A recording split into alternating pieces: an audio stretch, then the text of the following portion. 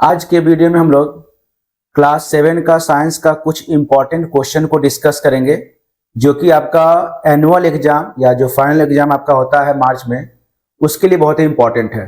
ठीक है। और जितना भी आपका पोर्शन में चैप्टर दिए हुए हैं, सारे चैप्टर से आपका इम्पॉर्टेंट क्वेश्चन को पॉइंट आउट किया गया है और उस क्वेश्चन को हम लोग यहाँ पे 1 बाय 1 डिस्कस करने वाले हैं। ठीक है। तो आपका चैप्टर वाइज यहाँ पे क्वेश्चन है, उसका आंसर भी है और सारे क्वेश्चन आंसर को हम लोग यहाँ पे डिस्कस करेंगे। सो वीडियो में बने रहिए और इसको अंत तक देखिए कि आपका क्वेश्चन को कैसे कैसे डिफाइन किया गया है और इसमें कैसे कैसे आपका आंसर दिए गए हैं। ठीक है। तो सबसे पहले क्वेश्चन देखिए, आपको चैप्टर जो है उसके अकॉर्डिंग यहाँ क्वेश्चन दिया हुआ है। Name the 4 types of teeth in human mouth. अगर ह्यूमन माउथ की बात करें तो इसमें आपको 4 टाइप्स ऑफ टीथ का नाम लिखना है, जो कि आप लोग जानते भी होंगे। बहुत ही इजी क्वेश्चन है, जिसमें आपका हो जाएगा इंसीजर। ठीक है। सेकेंड आपका कैनाइन हो गया, थर्ड प्री मोलर हो गया और फोर्थ आपका मोलर हो गया। ठीक है। सेकेंड क्वेश्चन है, state the function of the incisor teeth और प्री मोलर टीथ, दोनों का फंक्शन लिखना है। तो अगर इंसीजर टीथ के बारे में बात करें तो इसमें आपका हो जाएगा incisors are used for cutting the food. ठीक है। और सेकेंड आपका प्री मोलर, तो pre molar teeth are used for grinding the food. Okay. Third question है, state the role of acid in the human stomach. आपको acid का role बताना है जो कि आपके ह्यूमन स्टोमक में होता है, उसका रोल क्या है। तो आपका हो जाएगा the role of acid in the human stomach is to kill bacteria and also provide the acidic medium needed for the digestion of food by the enzymes in the stomach। यानी अगर हम human stomach में जो acid आपका होता है उसमें अगर देखते हैं तो उसके अकॉर्डिंग ह्यूमन स्टोमक का जो एसिड होता है वो बैक्टीरिया को किल करता है। ठीक है। और ये जो है आपको फूड को डाइजेस्ट करने में भी हेल्प करता है। ओके। क्वेश्चन फोर्थ है, state the function of bile juice and pancreatic juice in the human digestive system. तो आपको दोनों का फंक्शन लिखना है, बाइल जूस का फंक्शन क्या है और पैनक्रियाटिक जूस का फंक्शन क्या है, ये दोनों का आपको लिखना है। ठीक है। The bile juice play an important role in digestion of fats and the pancreatic juice act on carbohydrates, proteins and fats and breaks them into simpler form. ये दोनों आपका फंक्शंस दिए हुए हैं। क्वेश्चन फिफ्थ हो गया, डिफाइन द फॉलोइंग टर्म में holozoic nutrition क्या होता है। This is a mode of nutrition in which organisms like amoeba and human being eat food में बी सॉलिड और लिक्विड स्टेट। ये एक ऐसा मोड ऑफ न्यूट्रिशन होता है जिसमें ऑर्गेनिजम्स जो होता है वो फूड को कंज्यूम करता है या ईट करता है सॉलिड या लिक्विड फॉर्म में। ठीक है। जैसे आपका अमीबा हो जाता है इसमें, और सेकेंड आप मान सकते हैं ह्यूमन बीइंग भी आपका है। ठीक है। क्वेश्चन 6 है, what are the elements. And elements is a pure substance made up of atom of same kind. यानी एलिमेंट जो है एक ऐसा प्योर सब्सटेंस होता है जो आपका सेम काइंड ऑफ एटम से बना होता है। ठीक है। और इसमें एग्जांपल आपका हो जाएगा गोल्ड, आयरन और ऑक्सीजन। ठीक है। नेक्स्ट है, give the chemical symbol of iron and chlorine. तो बहुत ही आसान है, आयरन का होता है Fe और क्लोरीन का हो जाएगा आपको Cl। ठीक है। यहाँ आपको बैलेंस करना है, तो बैलेंस करने में देखेंगे आपको बैलेंस द फॉलोइंग इक्वेशन, इसमें आप मिलाएंगे LHS में कितना है और RHS में कितना है। ठीक है। उसके अकॉर्डिंग LHS और RHS को आपको बैलेंस करना होता है। तो आप यहाँ देख सकते हैं कि ये आपका क्वेश्चन है और नीचे आपका आंसर में बैलेंस किया हुआ है। ठीक है। उसके बाद क्वेश्चन 9 है, what does a chemical equation represent. Chemical equation क्या रिप्रेजेंट कर रहा है या क्या रिप्रेजेंट करता है। Chemical equation represent a chemical reaction and formula substance involve in the reaction. यानी केमिकल इक्वेशन जो है वो आपको केमिकल रिएक्शन को रिप्रेजेंट करता है। ठीक है। या फिर आप ये कह सकते हैं कि उसमें क्या क्या फॉर्मूला आपको या सब्सटेंस जो इन्वॉल्व हुआ है उस चीज को आप केमिकल इक्वेशन में देखते हैं। ठीक है। तो केमिकल इक्वेशन में आपको फॉर्मूला जो यूज किया गया उसको देखते हैं। केमिकल रिएक्शन जो होता है, आप जो केमिकल रिएक्शन दर्शाया था वो केमिकल इक्वेशन के द्वारा ही भी आपको दिख सकता है। उसके बाद है 10 number, what are reactants and products in a chemical equation. एक केमिकल इक्वेशन में रिएक्टेंट्स और प्रोडक्ट्स होता क्या है। तो आपका हो जाएगा substance undergoing change in a chemical reaction are called reactant and new substance which are formed are called product of the chemical reaction. ठीक है, जब जिस सब्सटेंस को आप रिएक्ट करवाने वाले हैं, ठीक है, जो जिस सब्सटेंस को आप रिएक्ट करवाने वाले हैं वो आपको रिएक्टेंट कहलाता है, और रिएक्ट होने के बाद जो आपका रिजल्ट आता है दैट इज कॉल्ड प्रोडक्ट, वो आपको प्रोडक्ट हो जाता है। ठीक है, रिएक्शन के बाद जो आपको ऑब्टेन्ड होगा वो आपको प्रोडक्ट कहलाएगा। ओके, आगे पॉइंट में है give 2 example each of mineral acid and organic acid. इसमें आपको 2 एग्जांपल लिखना है मिनरल एसिड का और ऑर्गेनिक एसिड का। तो आपका पहला जो है मिनरल एसिड में सल्फ्यूरिक एसिड हो जाएगा और नाइट्रिक एसिड हो जाएगा। ऑर्गेनिक एसिड की अगर बात करें तो इसमें आपका हो जाएगा साइट्रिक एसिड और एसिटिक एसिड। ओके, नेक्स्ट है right the meaning of term neutralization reaction. Neutralization reaction मतलब होता क्या है? न्यूट्रलाइजेशन मतलब न्यूट्रल, यानी आपका कोई रिएक्शन नहीं हो रहा वहां पे। A reaction in which acid react with base to form salt and water is called neutralization reaction। जब रिएक्शन होगा और रिएक्शन होने के बाद आपको सॉल्ट और वाटर फॉर्म होगा तो उस कंडीशन को हम लोग कहेंगे न्यूट्रलाइजेशन रिएक्शन। जब रिएक्शन होने के बाद जब एसिड जो है रिएक्ट करता है और रिएक्ट होने के बाद आपको सॉल्ट और वाटर फॉर्म करेगा तो आपको न्यूट्रलाइजेशन रिएक्शन होता है, यानी रिएक्शन आपका न्यूट्रल हो गया। क्वेश्चन है 13 give any 2 properties of salt. Salt का 2 प्रॉपर्टीज बताना है। Salt are form through reaction between acids and base. Salt जो होता है वो आपको एसिड और बेस के रिएक्शन से बनता है। ठीक है, सेकेंड हो गया most of the salt are readily soluble in water. ये आपका 2 प्रॉपर्टीज हो जाएगा। उसके बाद है describe an activity show the solution of salt in water can conduct electricity. एक आपको एक्टिविटी बताना है और इस एक्टिविटी के माध्यम से ये बताइए कि आपका जो जिस वाटर में सॉल्ट होता है वो आपको इलेक्ट्रिसिटी कंडक्ट करेगा।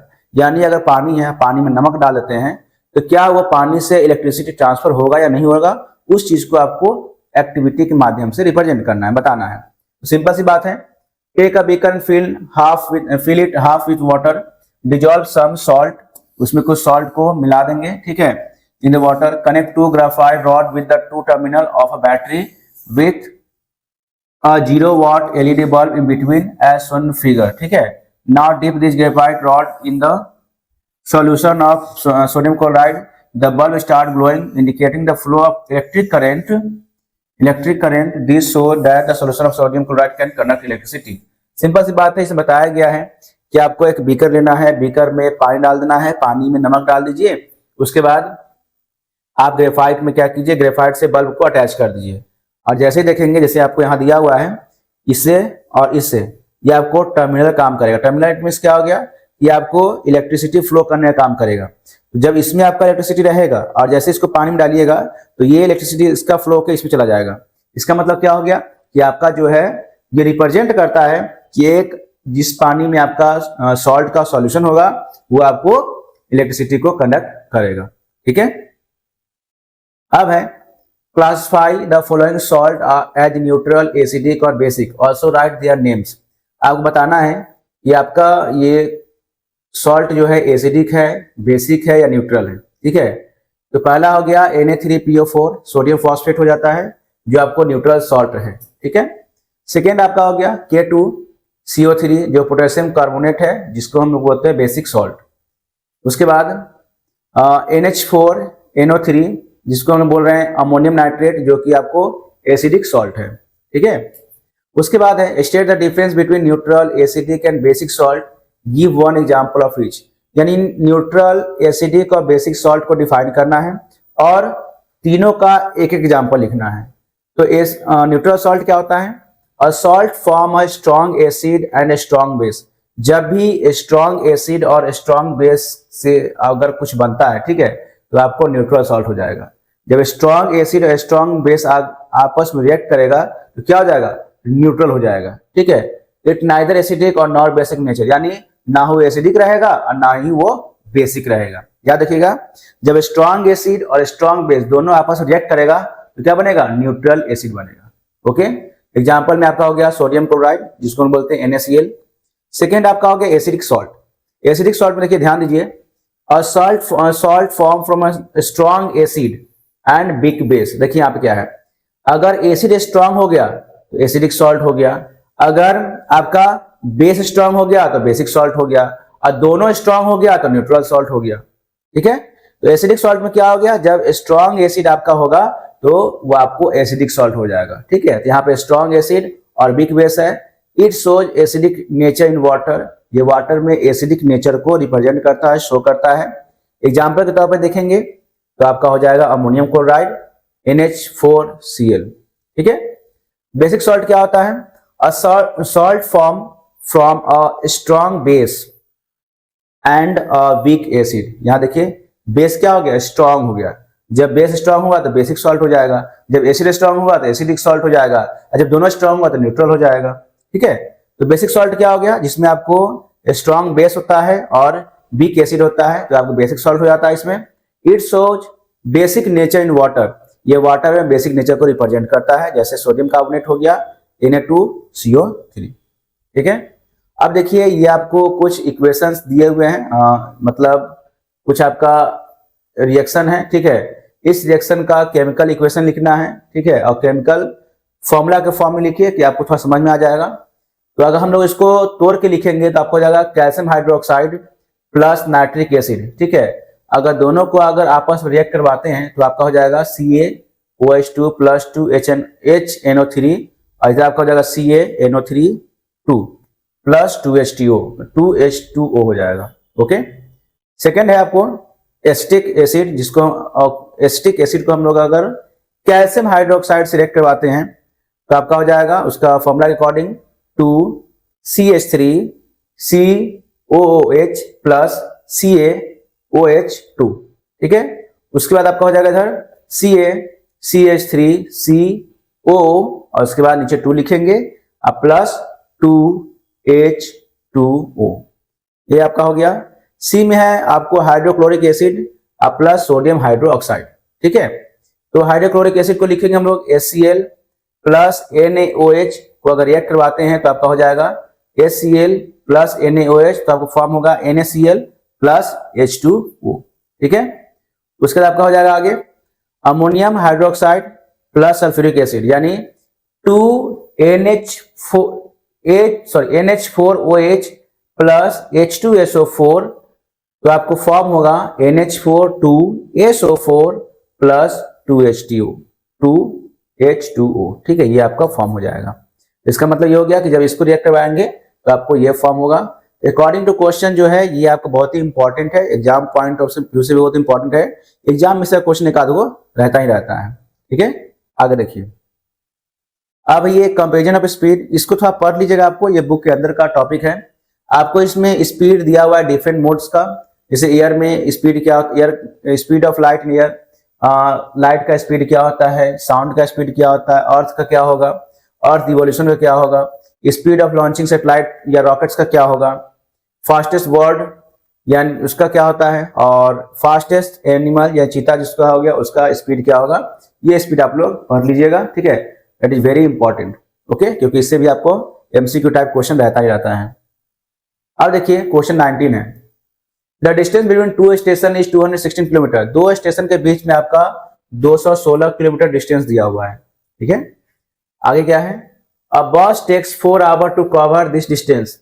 ये 216 किलोमीटर डिस्टेंस कवर करने में बस को 4 घंटा लगता है।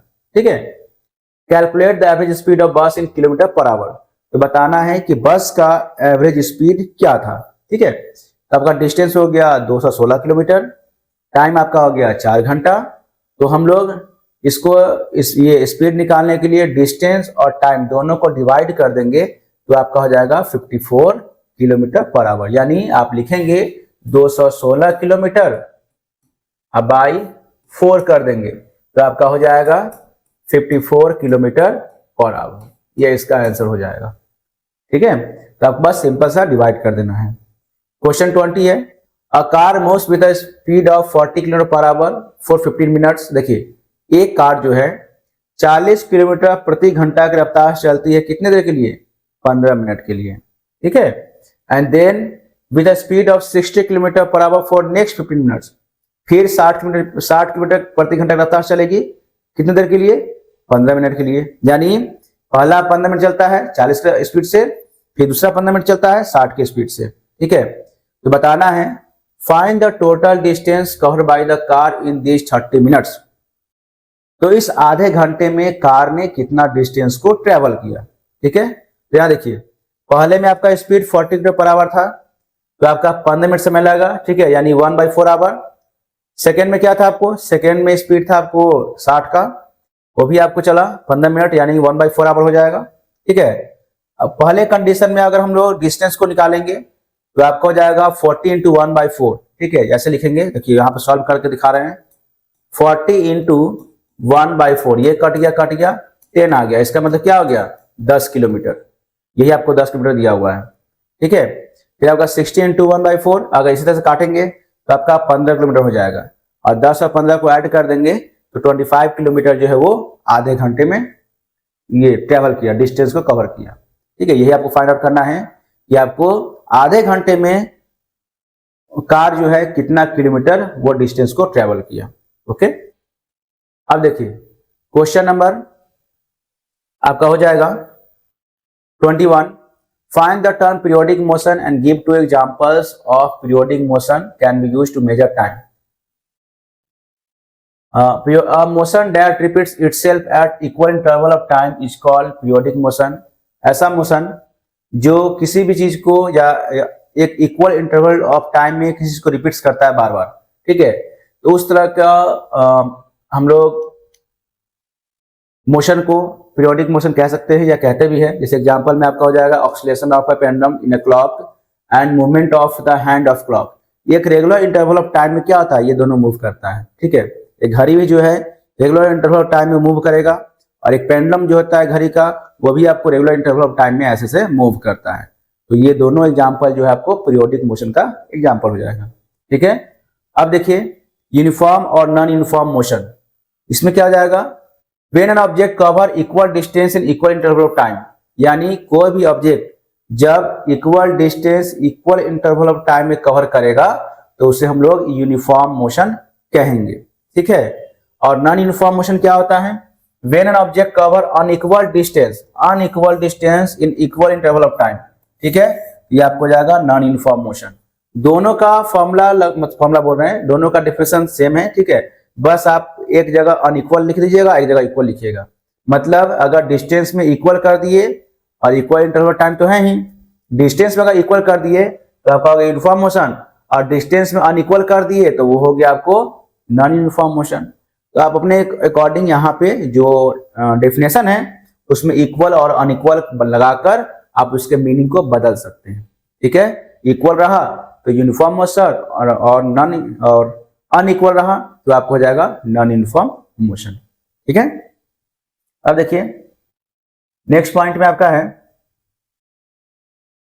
Define respiration, name 2 types of respiration. आपको रेस्पिरेशन डिफाइन करना है, और 2 टाइप्स ऑफ रेस्पिरेशन क्या क्या होता है। तो respiration is the process by which living organism break down food to release energy. Respiration एक ऐसा प्रोसेस होता है जिसमें लिविंग ऑर्गेनिज्म जो है वो फूड को ब्रेक करता है, मतलब उसके अंदर में फूड ब्रेक होता है जिससे लिविंग ऑर्गेनिजम्स को एनर्जी मिलता है, या एनर्जी प्रोड्यूस होता है, या एनर्जी उसको गेन करता है। ठीक है, उसके अंदर एनर्जी फॉर्म होता है with the help of respiration. Respiration 2 type का होगा, एक होगा आपको एरोबिक रेस्पिरेशन और दूसरा होता है एनारोबिक रेस्पिरेशन। तो एरोबिक रेस्पिरेशन जो होता है वो आपको ऑक्सीजन के प्रेजेंस में होता है, और एनारोबिक रेस्पिरेशन जो होता है आपको ऑक्सीजन के अब्सेंस में होता है। ठीक है, क्वेश्चन 24 है name the respiratory organ of the following. Crab का हो गया गिल्स, मैन का हो गया लंग्स, लीच का हो गया स्किन, और इंसेक्ट का हो गया ट्रैकिंग। ये सब आपको रेस्पिरेटरी ऑर्गन्स है डिफरेंट लिविंग ऑर्गेनिजम्स का। ओके, अब देखिए अगले क्वेश्चन में आते हैं। अगला क्वेश्चन में है why do we need to breathe out carbon dioxide.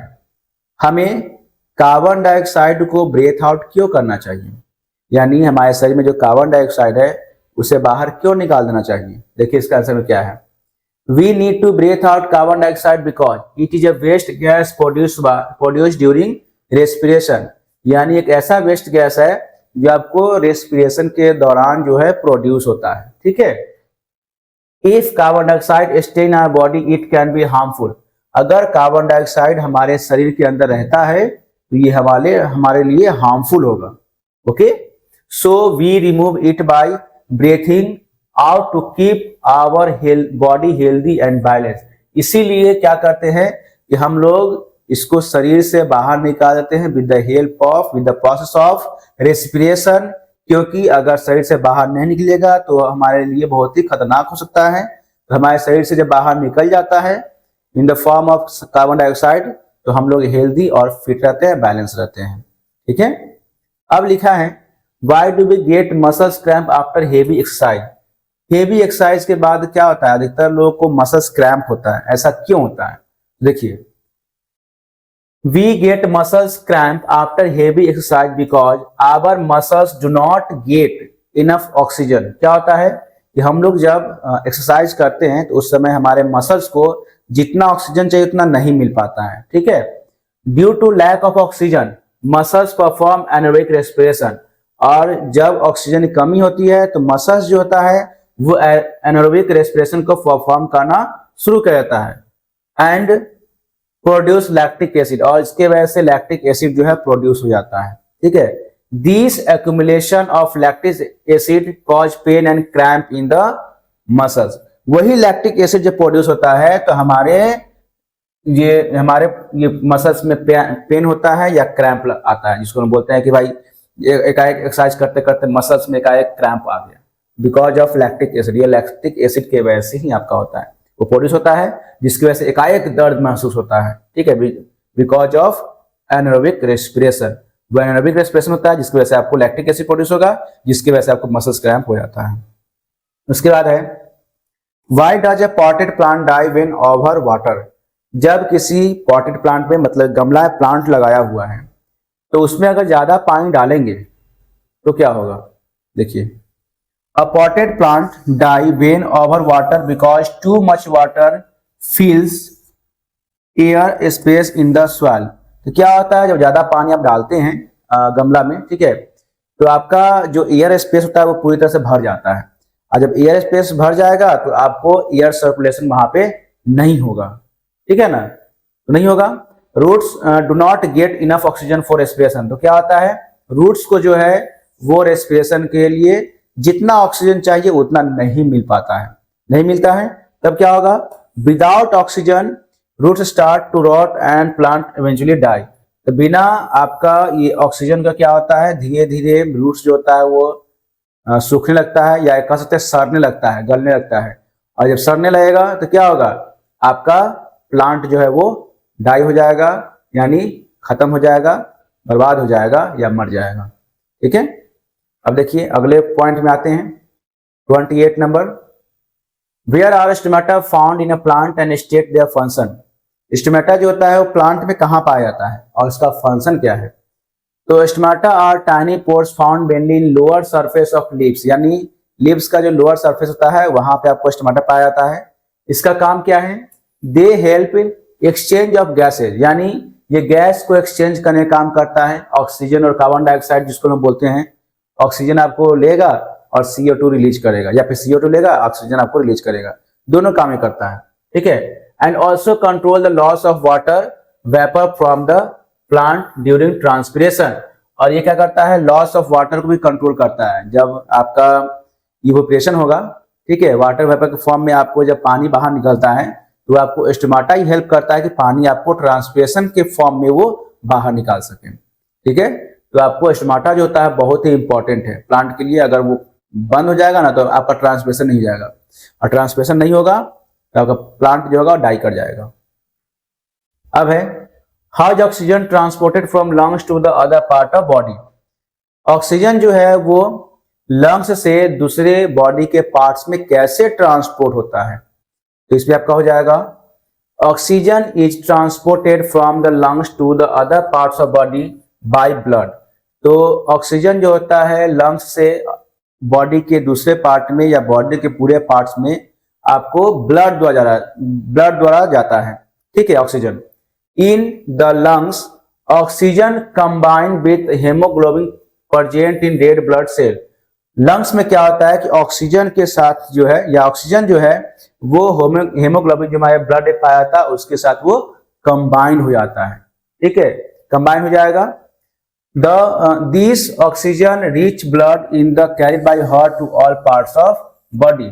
This oxygen rich blood cell carried by the heart to all parts of body. यही आपको जो ऑक्सीजन रिच ब्लड जो होता है वो आपको हार्ट द्वारा, ठीक है, पूरे बॉडी में ट्रांसफर कर दिया जाता है। हार्ट जो होता है वो हमारे पूरे शरीर में ब्लड को ट्रांसपोर्ट करने का काम करता है, क्योंकि वही आपको हार्ट जो पंप करेगा ना ब्लड को, तो पूरे शरीर में वो ये आपका ब्लड जो है वो ट्रांसपोर्ट होना शुरू हो जाएगा। पूरे शरीर में ब्लड आपको सर्कुलेट करेगा। अगर हार्ट पंप नहीं करेगा तो ब्लड का सर्कुलेशन बंद हो जाएगा और आप मर सकते हैं, ठीक है। उसके बाद है what will happen in the xylem tissue gate damage in a branch of tree. अगर कोई भी ट्री का जो ब्रांच है उसमें अगर जाइलम टिश्यू डैमेज हो जाए तो क्या हो सकता है आपका है, if the xylem tissue in a branch get damage water and minerals will not be transported from the roots to that branch. यानी वो जो है अगर जाइलम जो है वो डैमेज हो जाता है तो जाइलम का काम क्या है, वाटर और मिनरल्स को ट्रांसपोर्ट करना। अगर वो ही नहीं रहेगा, वो अगर डेथ कर जाएगा, डैमेज हो जाएगा, तो ट्रांसपोर्ट कौन करेगा, वो नहीं करेगा।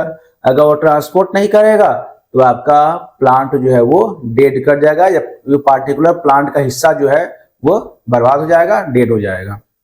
As a result the leaves of that branch में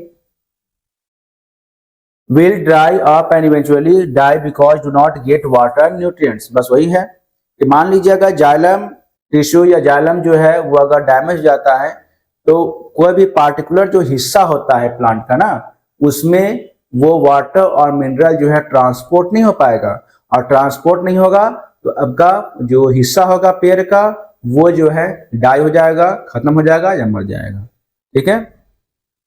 अगले पॉइंट में आते हैं, स्टेट यानी two functions of blood. Blood का कोई भी दो फंक्शन आप लिख सकते हैं। Two functions of blood are ये transport oxygen and nutrients to all parts of body, ये हो गया पहला फंक्शन।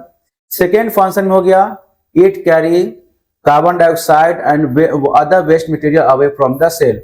और ब्लड के मदद से ही आपका सेल से जितने भी आपका वेस्ट मटेरियल होता है या CO2 होता है, ठीक है, वो सबको बाहर निकालने का काम करता है। क्योंकि ये आपको ब्लड जो होता है ना बहुत ही इंपॉर्टेंट होता है हमारे शरीर के लिए। वो गंदगी को शरीर से बाहर निकालने का बहुत बड़ा जरिया है। वही आपके शरीर में घूमते रहता है ब्लड, और हमारे शरीर में जगह जगह जितने वेस्टेज होंगे सबको बाहर निकालने का काम करता है। क्वेश्चन नेक्स्ट है, briefly explain the transport of water and minerals in plant. हम लोग को जैसे अगर डिफाइन करने के लिए आता है कि एक प्लांट में वाटर और मिनरल्स कैसे ट्रांसपोर्ट होता है, तो सिंपल सा अभी पहले मैंने बताया कि वाटर और मिनरल्स जो होता है वो जाइलम टिश्यू के अकॉर्डिंग आपको ट्रांसफर होता है, यानी जाइलम टिश्यू जो होता है वो ट्रांसफर करने का काम करता है, ठीक है। तो वो कैसे कैसे होगा, कैसे काम करता है, यहाँ पे आपको डिफाइन कर देना है, ठीक है। Water and minerals are absorb from the soil by the roots. और वाटर और मिनरल्स जो होता है वो रूट्स द्वारा जो है एब्जॉर्ब कर लिया जाता है सॉइल से। They are transported upward through the special tube called xylem from the roots to stem and leaves। और ये जो है जो भी मिनरल्स और वाटर एब्जॉर्ब किया जाता है उस मिनरल्स वाटर को जाइलम टिश्यू जो है वो ट्रांसफर करता है स्टेम में या प्लांट के अदर पार्ट्स में, चाहे लिप्स में, ठीक है।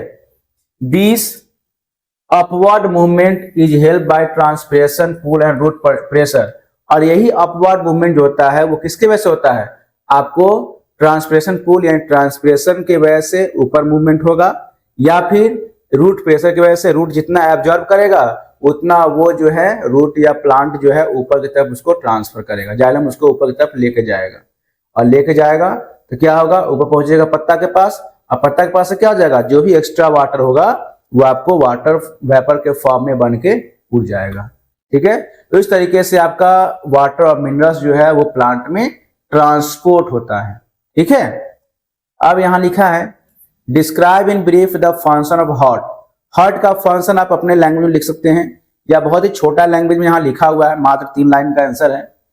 ये आंसर में क्या है देखिए, the heart is a muscular organ that pump blood through out the body. और हार्ट एक ऐसा मस्कुलर ऑर्गन है जो आपको ब्लड को पंप करता है और पंप करने के बाद पूरे शरीर में पहुंचाता है, ठीक है। It send oxygen rich blood to all parts of body, ये जो है ऑक्सीजन रिच ब्लड को पूरे शरीर में पहुंचाएगा। And bring back carbon dioxide rich blood to the lungs, और फिर से क्या करता है, जो कार्बन डाइऑक्साइड रिच ब्लड जो होता है वो लंग्स के पास पहुंचाता है, ठीक है। In this way the heart help in continuous circulation of blood, इसी तरीका से क्या होता है, हार्ट जो है आपका ब्लड का कंटिन्यूअस सर्कुलेशन में हेल्प करता है, ओके। तो ब्लड जब पंप करेगा तो वही ऑक्सीजन रिच ब्लड जो होता है वो हार्ट द्वारा जाएगा और फिर आपको पंप करने के बाद पूरे शरीर में जाता है और वहां से घूम फिर कर फिर लंग्स में पहुंच जाएगा, और लंग्स में पहुंचेगा तो इसी प्रोसेस द्वारा आपको हार्ट जो है वो ब्लड सर्कुलेशन में आपको हेल्प करता है। अब देखिए क्वेश्चन 34 है, state the function of 3 types of blood vessels. 3 types of blood vessels है, इसका फंक्शंस को लिखना है। The 3 types of blood vessels, इसमें आपका होगा arteries, it carry oxygen rich blood from heart to different part of body. Arteries जो होता है वो ऑक्सीजन रिच ब्लड को हार्ट से डिफरेंट पार्ट ऑफ बॉडी में पहुंचाता है, ठीक है। वेन्स क्या होता है, it carry carbon dioxide rich blood from the body back to the heart, और वेन्स जो है वो कार्बन डाइऑक्साइड रिच ब्लड को बॉडी से लेकर फिर से आपको हार्ट में पहुंचाता है, ठीक है। Capillary, it connect arteries and veins and help in the exchange of gases, nutrients and wastage between blood and body cells. और कैपिलरी जो होता है वो आपको आर्टरीज और वेन्स को जोड़ने का काम करता है, और कैपिलरीज की मदद से ही आपको गैस का एक्सचेंज, न्यूट्रिएंट्स जो होता है या जितना भी वेस्टेज होता है वो आपको ब्लड या सेल के अकॉर्डिंग सर्कुलेशन जो होगा उस चीज को मैनेज करता है, ओके। ये आपका होता है किसकी वजह से, कैपिलरीज के वजह से होता है, एक्सचेंज करने का काम करता है, मैनेज करने का काम करता है, क्योंकि यही आपको आर्टरीज और वेन को जोड़ने का काम करता है। उसके बाद है 35 में, give one function each of RBC, WBC और प्लेटलेट्स। आरबीसी, डब्ल्यूबीसी और प्लेटलेट्स का फंक्शन क्या है, देखिए। RBC, it carry oxygen to all parts of body. RBC जो है वो बॉडी के पूरे पार्ट्स में ऑक्सीजन को कैरी करता है। डब्ल्यूबीसी क्या हो गया, it protect the body from the infections and disease. WBC जो है वो आपको बॉडी को इन्फेक्शंस और डिजीज से बचाता है। और प्लेटलेट्स क्या हो गया, it help in clotting of blood and stop bleeding. और प्लेटलेट्स के मदद से आपका ब्लड का क्लॉटिंग होता है और आपको जो ब्लीडिंग होते रहता है ना उस ब्लीडिंग को रोकता है, क्योंकि प्लेटलेट्स रहेगा तभी आपका खून क्या है बाहर की तरफ नहीं, जैसे खून आप ये हाथ या कुछ कटेगा तो खून जो है बाहर आने के समय ही जम जाएगा, ठीक है। जमेगा तो आपका ब्लीडिंग वहां पे रुक जाएगा। क्वेश्चन 36 है, define vegetative reproduction. Vegetative reproduction क्या होता है, vegetative reproduction is a type of asexual reproduction.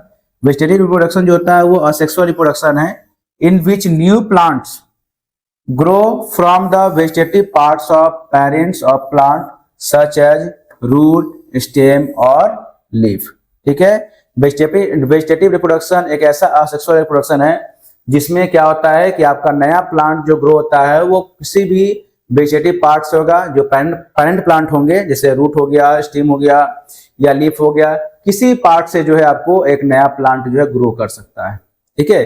इसमें आपको यही होता है वेजिटेटिव पार्ट्स में। अब है, when is a flower said to be a bisexual flower. Flower को बाइसेक्सुअल फ्लावर कब कहा जाता है, a flower is said to be bisexual when it has both male and female reproductive parts in same flower. ऐसे flower जिसमें male और female दोनों reproductive part हो, ठीक है, उसी फ्लावर में। इट कंटेन स्टेमन, यानी उसमें स्टेमन भी हो सकता है, ठीक है, और आपको पिस्टिल भी हो सकता है, पिस्टिल या कार्पेट हो सकता है। अगर दोनों है तो इसका मतलब वो आपको बाइसेक्सुअल फ्लावर है, ठीक है। 38 में है, in what ways vegetative propagation better than sexual reproduction. क्या होगा, vegetative propagation is better than sexual reproduction in the following way. पहला क्या है, कि आपका नया प्लांट जो होगा वो बहुत तेजी से ग्रो करेगा। सेकेंड क्या है, the new plant are exactly like the parent plant. New plant जो होगा वो जस्ट आपको पेरेंट प्लांट की तरह दिखेगा। तीसरा क्या है, it is useful for plants that do not produce seeds. और वो ऐसे प्लांट्स के लिए यूजफुल होता है जो प्लांट आपका सीड्स को प्रोड्यूस नहीं करता है। ठीक है, many plant can be produce in short time. और इससे क्या होता है कि हम कम समय में ज्यादा से ज्यादा प्लांट को प्रोड्यूस कर सकते हैं। अब है question 39, how is self pollination different from cross pollination.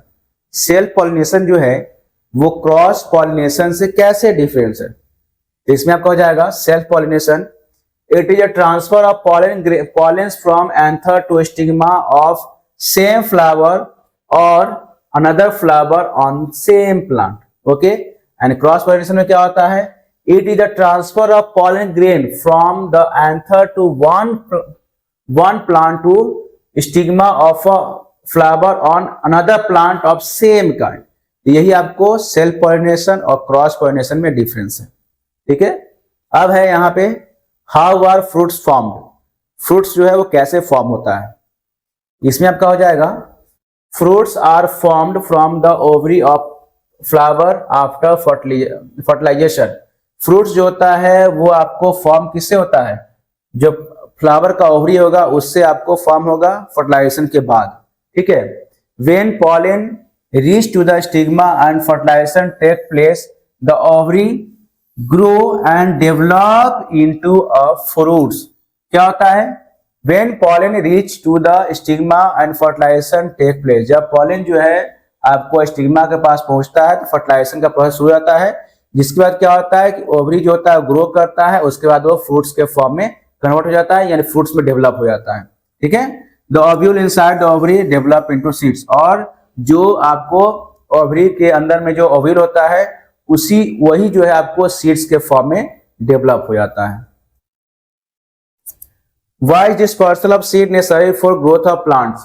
Plants के ग्रोथ के लिए सीड का डिस्पर्सल क्यों जरूरी है। तो आपका हो जाएगा dispersal of seed is necessary to prevent over crowding of plant. अगर प्लांट का ओवर क्राउडिंग नहीं चाहिए, ठीक है, यानी एक के बगल में प्लांट एक के बगल में प्लांट एक, तो प्लांट क्या होगा, सही ढंग का नहीं रहेगा। तो प्लांट को सही ढंग से होने के लिए भी आपको डिस्पर्सन जरूरी है। ये आपको ओवर क्राउडिंग से बचाएगा, पहला चीज। दूसरा क्या होता है, it helps plant to get enough space. और अगर डिस्पर्सल होता है तो उसको इनफ स्पेस मिलता है, सनलाइट मिलेगा, वाटर मिलेगा and nutrients for proper growth. और प्रॉपर ग्रोथ के लिए उसको न्यूट्रिएंट्स भी मिलेगा। ठीक है, अगर दूर दूर में प्लांट आपका रहेगा तो। It also helps plants to grow a new place and spread to different areas. और इससे यही फायदा होता है कि अगर अलग अलग जगह पे हम लोग प्लांट लगाएंगे तो आपका प्लांट जो है हर जगह लगेगा। ठीक है, और नए नए एरिया तक ये डेवलप होते चला जाएगा, नए नए एरिया तक आपका प्लांट जो है वो लगते हुए चला जाएगा। इसलिए डिस्पर्सल जो है बहुत जरूरी है। अब है state the main difference between conductor and insulator. तो कंडक्टर क्या होता है, कंडक्टर एक ऐसा मटेरियल हो गया जिससे आपको इलेक्ट्रिसिटी या फिर कोई भी चीज जैसे इलेक्ट्रिसिटी या हीट आपको ट्रांसफर हो जाए। और इंसुलेटर क्या होता है, जिससे आपको हीट या इलेक्ट्रिसिटी आपको ट्रांसफर नहीं होगा। वही आपको लिखा है, a material that allow electricity to pass through it easily is called conductor. और insulator, a material does not allow electricity to pass through it easily. तो आपका कंडक्टर का एग्जांपल हो गया यहाँ पे कॉपर, और इंसुलेटर का हो गया रबर। ठीक है, अगले पॉइंट में give the meaning of term earthing. Earthing क्या होता है, earthing is the process of connecting the metal body of an electrical appliance to the earth with the help of a wire. It protects us from the electric shock by allowing excess current to flow safely into the ground। देखिए, earthing एक ऐसा process होता है जिसमें आपको metal body को electrical appliance से जोड़ दिया जाता है। जिससे समझ लीजिए कि आपके पास जो घर में आप कोई सॉकेट यूज करते होंगे तो उसमें आपको इस तरह का बना हुआ होता है, एक ऐसे रहेगा एक ऐसे रहेगा और यहाँ पे बड़ा सा रहता है। ठीक है, ये बड़ा सा रहता है। जब सॉकेट लगाते हैं, ठीक है, तो आपका मोटा पिन इसमें जाता है, एक प्लस होता है एक माइनस होता है ना। तो ये जो मोटा पिन होता है यही आपको अर्थिंग का होता है। अर्थिंग से क्या होता है कि मान लीजिए कोई अप्लायंस या मान लीजिए कोई अप्लायंस चला रहा है, एक बिजली बढ़ गया, ठीक है, तो उस कंडीशन में अर्थिंग जो है आपको प्रिवेंट करेगा, पहला चीज। दूसरा क्या होता है, अर्थिंग से आपको जल्दी अप्लायंस खराब नहीं होगा, ठीक है। तीसरा, कभी कभी देखते हो कि आप कोई अप्लायंस को छूते हैं तो उसमें हल्का हल्का सा क्या होता है, लाइट जलता है। जैसे मान लीजिए आप टेस्टर ले लिए और टेस्टर से आप अप्लायंस को टच कर रहे हैं, तो क्या होगा, आपको टेस्टर का लाइट जलेगा, लेकिन आप जब उस अप्लायंस को छूते तो करंट नहीं लगता है, हल्का सा माइनर करंट लगेगा, जिसको शरीर बर्दाश्त कर सकता है, ठीक है। तो वो क्या होता है, जब हम लोग अर्थिंग का करंट डालते हैं, अर्थिंग का वायर से जोड़ देते हैं, अर्थ में क्या करते हैं, एक रॉड डाल दिया जाता है, उस रॉड को हम लोग तार से जोड़ के और इस अप्लायंस को जोड़ देते हैं, तो क्या होता है कि जो एक्स्ट्रा करंट होता है वो आपको धरती के अंदर चला जाता है, जिससे आपको भी करंट नहीं लगता है और आपका अप्लायंस जो है वो भी सेफ रहता है, ठीक है। तो अर्थिंग जो है घर के लिए बहुत ही इंपॉर्टेंट है, अगर नहीं है तो जिसके भी घर में अर्थिंग नहीं है उसके घर में अर्थिंग होना चाहिए, ठीक है। हर तरह के मामले में अर्थिंग जो है आपको घर को सुरक्षा देगा, ठीक है, आपका अप्लायंस को सुरक्षा देगा। उसके बाद है list down 2 precaution that a person can take if he is caught outside in the open during lightning strike. जब लाइटनिंग होता है, जब लोग बोलते हैं बिजली का चमकना, ठीक है, बादल गरजना, बिजली चमकना, तो जब बिजली चमकता है, ठीक है, तो उस समय लाइटनिंग के समय हमें क्या क्या प्रिकॉशन अपनाना चाहिए जब हम लोग घर के बाहर रहें, ठीक है। पहला क्या है, do not stand under tall tree और नियर इलेक्ट्रिक पोल। कभी भी पेड़ के नीचे, जैसे होता क्या जनरली ना कि वर्षा हुआ और लोग पेड़ के नीचे खड़े हो जाते हैं, क्योंकि मजबूरी होती है लोगों को खड़ा होना। तो अगर बड़े बड़े पेड़ के नीचे खड़े होते हैं तो क्या होता है उस कंडीशन में, मान लीजिए उस पेड़ पे अगर मान लीजिए लाइटनिंग होता है तो आपका भी जान जा सकता है। पहला ये कहानी है, कभी भी लंबे पेड़ के नीचे या इलेक्ट्रिक पोल के पास आपको नहीं खड़ा होना चाहिए, क्योंकि लाइटनिंग जो है बड़े बड़े पेड़, लंबे लंबे पेड़ को अट्रैक्ट करता है, ठीक है। Second, crouch down low on the ground with your feet together and head down. Do not lie flat on the ground. कभी भी जो आपका ग्राउंड होता है उस पर अगर वहां बैठने का कोई व्यवस्था है, ठीक है, या हेड डाउन करने की व्यवस्था है तो वहां ये हेड डाउन कर ले। कभी भी आपको फ्लैट नहीं पड़ना है। अगर फ्लैट आप पड़ेंगे, ठीक है, तो उस कंडीशन में क्या होगा ना कि आपको ज्यादा शॉक लगने का चांसेस है। अगर शॉक लगेगा तो आप झुलस सकते हैं, क्योंकि आपका जो लाइटनिंग होता है ना वहां पे आपको बहुत ज्यादा, मतलब कह सकते हैं कि आपको बहुत ज्यादा इलेक्ट्रिक का झटका लग सकता है, उसका बहुत ज्यादा हाई वोल्टेज होता है, ठीक है, जो हमारा शरीर बर्दाश्त कभी कभी नहीं कर पाता है और एकाएक करंट के माध्यम से हम लोग वहीं पर डेथ कर सकते हैं, ठीक है। अब देखिए अगले पॉइंट में आते हैं, Why do we say that charge are always produced in pair? हम लोग हमेशा क्यों कहते हैं कि चार्ज जो होता है वो हमेशा पेयर में होता है, ऐसा क्यों कहा जाता है? क्योंकि we say that charge are always produced in pair because whenever an object becomes charged, जब कोई भी ऑब्जेक्ट चार्ज होता है, ठीक है, it gains one type of charge and another object get equal amount of opposite charge. जब भी कोई भी ऑब्जेक्ट को आपस में रगड़ेंगे ना तो जितना चार्ज इसको मिलेगा उसी का उतना ही चार्ज इसको मिलेगा, दोनों को मिलेगा।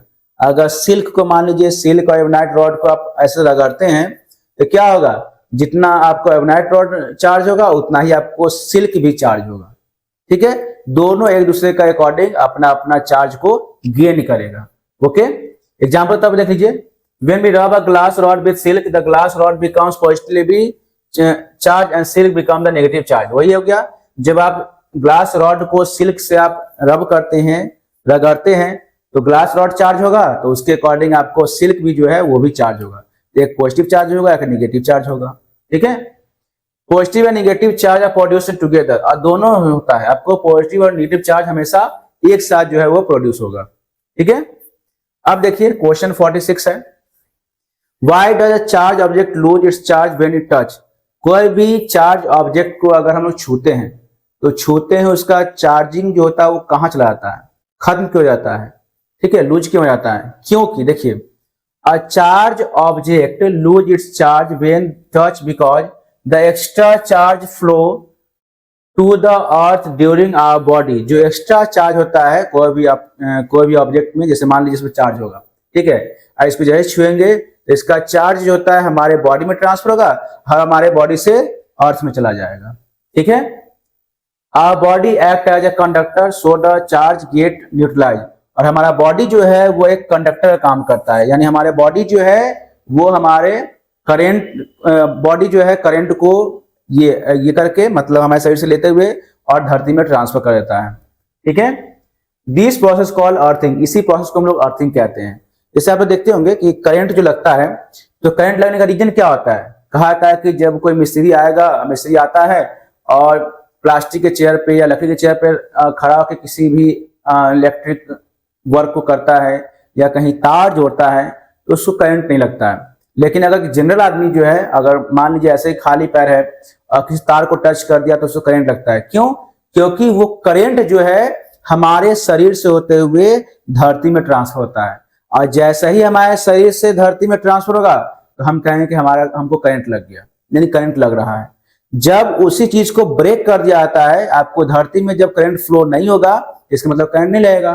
तो बिजली मिस्त्री जो होता है, जो आपको चेयर पे खड़ा होकर तार जो जोड़ता है, तो उसके शरीर में ही बिजली होता है, लेकिन उस बिजली को वो धरती में ट्रांसफर नहीं कर पाता है, क्योंकि वो किस पे खड़ा होता है, प्लास्टिक के चेयर पे या लकड़ी के चेयर पे, जिसके वजह से करंट जो है उसके बॉडी तक ही रह जाता है, नीचे आपको ट्रांसफर नहीं होता है। उस कंडीशन में उसे करंट नहीं लगता है, ठीक है। यही कारण है कि आपका जो भी चार्ज जो होता है वो कैसे ट्रांसफर होता है, तो कोई भी चार्ज ऑब्जेक्ट को हम छूते हैं तो उसका चार्ज ऑब्जेक्ट जो है, चार्जिंग जो है हमारे शरीर से होते हुए धरती में ट्रांसफर हो जाता है।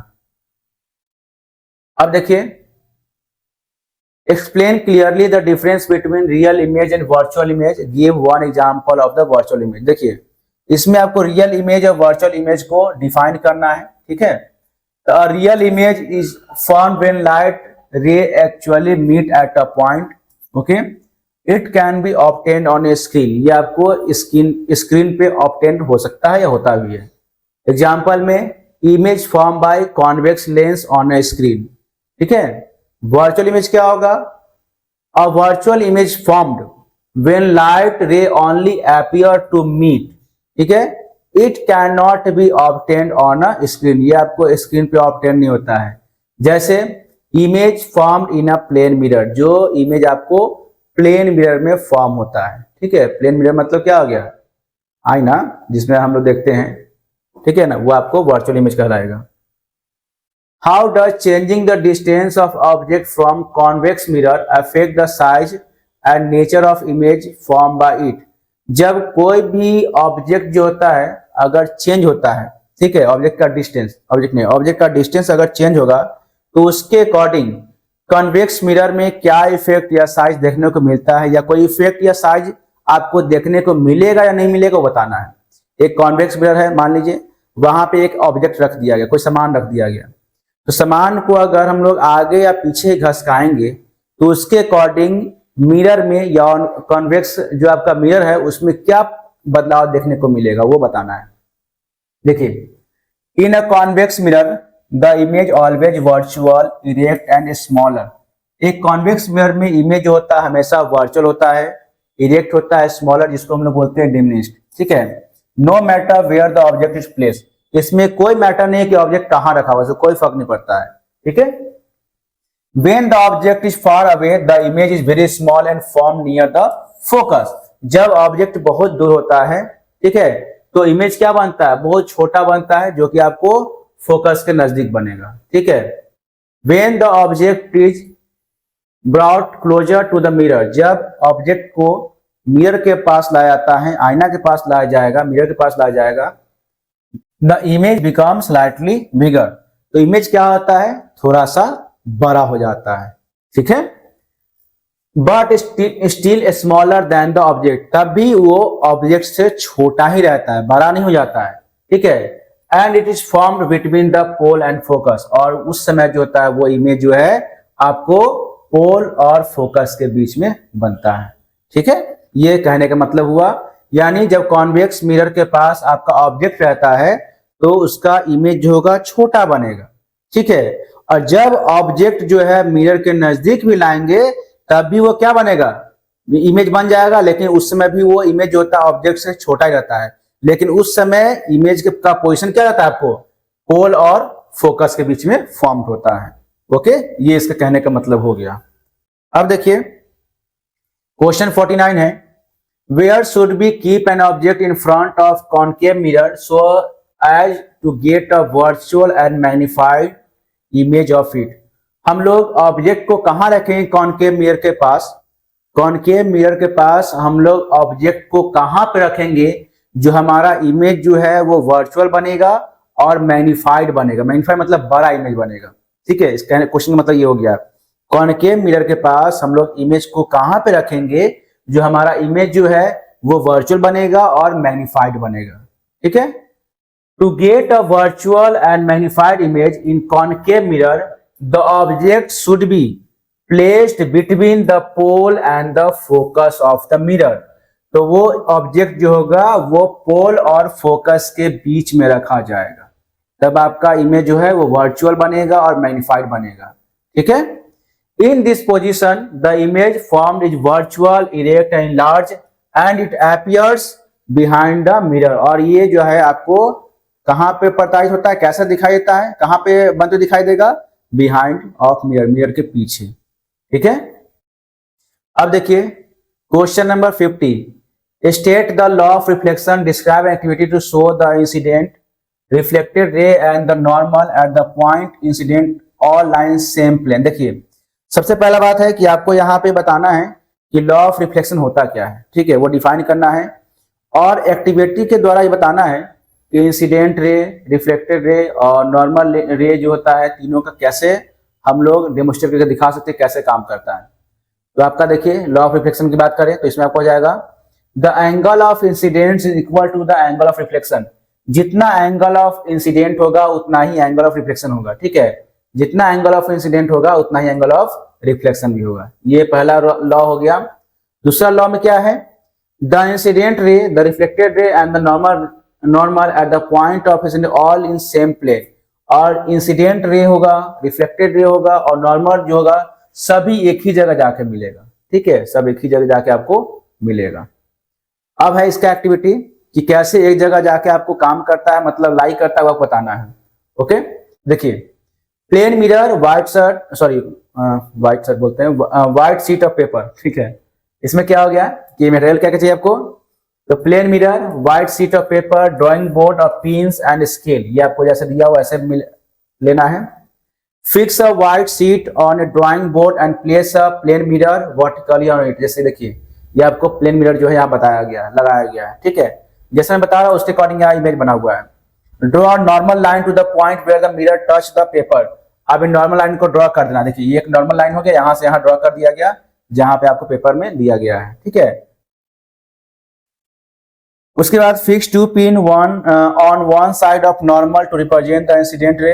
अब दो पिन को आपको फिक्स कर देना है जो आपको इंसिडेंट रे को बताएगा, ठीक है। ऐसे दो पिन को यहाँ फिक्स कर दिया जाएगा। Look at the mirror and fix two more pin in the line and image of first two pin to mark the reflected ray. उसके बाद फिर आप जो क्या कीजिए, इसी का दो पिन जो है यहाँ पे आप लोग अलग से लगाइए और मार्क कीजिए। अब दोनों में क्या देखने को मिलेगा कि आपका इंसिडेंट रे, जो यहाँ पे इंसिडेंट रे बना था, ठीक है, और जो रिफ्लेक्टेड रे बना है, दोनों आपको इक्वल दिखाई देगा। तो आपको इस तरीके से पिन लगा देना है, ठीक है। ये पिन हो गया, ऐसे पिन लगा हुआ है जिससे आपको दिखाया गया है। आप पिन लगा के इसको डेमोस्ट्रेट करके दिखा सकते हैं कैसे इंसिडेंट रे, रिफ्लेक्टेड रे जो है आपको दोनों इक्वल है, ठीक है। इसके अलावा आप अलग से भी कोई भी दूसरा डायग्राम बनाकर देख सकते हैं जो आपके बुक में होगा, उससे भी आप समझ सकते हैं कि कैसे इंसिडेंट रे और रिफ्लेक्टेड रे जो है इक्वल है या इक्वल को रिप्रेजेंट कर सके या डेमोस्ट्रेट कर सके। अब है आपको with the help of suitable diagram explain the meaning of the following term. आपको डायग्राम के मदद से जितने भी आपका यहाँ टर्म दिए गए हैं उसको एक्सप्लेन करना है। सबसे पहला आपको हो जाएगा centre of curvature, pole, principal axis और फोकस। देखिए सब आपको दिया हुआ यहाँ पे। तो सेंटर ऑफ कर्वेचर क्या हो गया, the centre of sphere of which the mirror is a part called centre of curvature, it donated by C. जो सेंटर होता है स्फीयर का या मिरर का, उसको हम सेंटर ऑफ कर्वेचर कहते हैं, ठीक है, सी कहते हैं।